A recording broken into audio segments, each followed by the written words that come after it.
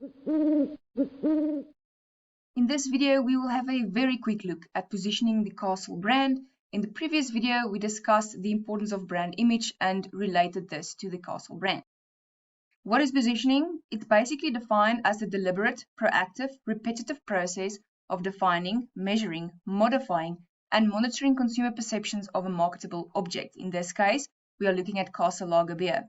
Essentially, brand positioning refers to the place which a brand's offerings and image hold in a consumer's mind. Consumer's mind being bolded because the consumer needs first-hand experience to understand where this is in the mind, but then the brand, like Castle, can, through marketing communication, portray a certain image and therefore get a position in the consumer's mind. And there are various attributes in terms of pricing, the taste, whether it's a heavy or a very light and crisp beer, the taste factor, the quality, perceptions, all of those descriptors on a perceptual map. This is how a brand can position it, and we will get into an example soon. What are the considerations? So Castle needs to ensure they know their target market. It should be adult South African consumers or neighboring countries in Africa that they can export to that enjoy beer as a beverage. Also, category membership would be a beer beverage. It's not a soft drink, although there are zero alcohol options available.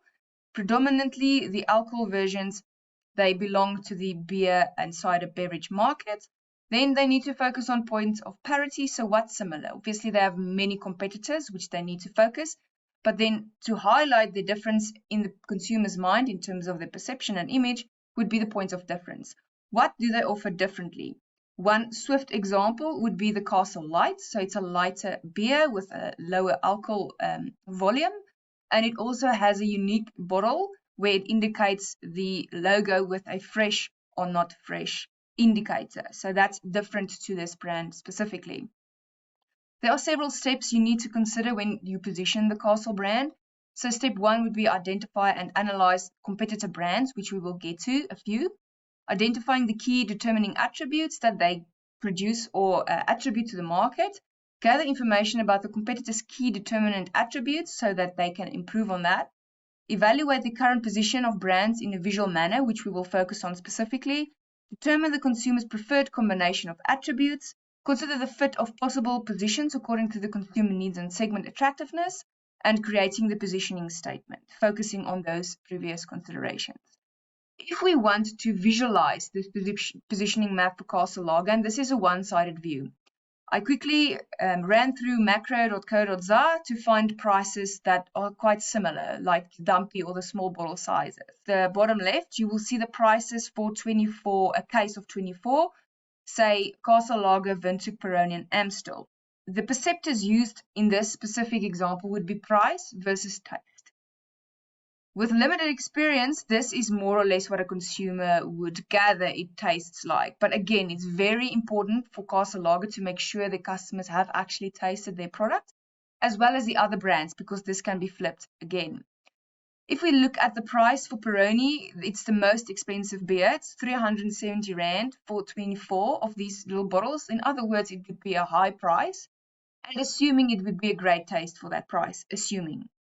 With Windhoek, bit more bitter of a beer, so less tasty than the Peroni one, and also it's still a higher price than the other competitors. For Amstel, because there wasn't a reference for the Stella beer, the Amstel one is still a bit more expensive than the Castle, hence it's a bit higher on the price scale, and maybe it tastes a little different. And then Castle would be the cheapest one, and you would assume it's cheaper because maybe it doesn't have a great taste. But that's because this is such a large caveat to this, is it is based on consumer perception. If we have a look at another example where we kept the price indicators but went for quality, you would see the perception maps look a bit different. If you go to volume, you would have a different map again, because it would be a light beer or a heavier beer. So in this case, you would again relate to reviews and also your own experience, or majority or average consumer's experience, and also the prices. So the prices thing would be the same, where the most expensive was the Peroni. And again, assuming that since it's so expensive and imported, it should be of a high quality.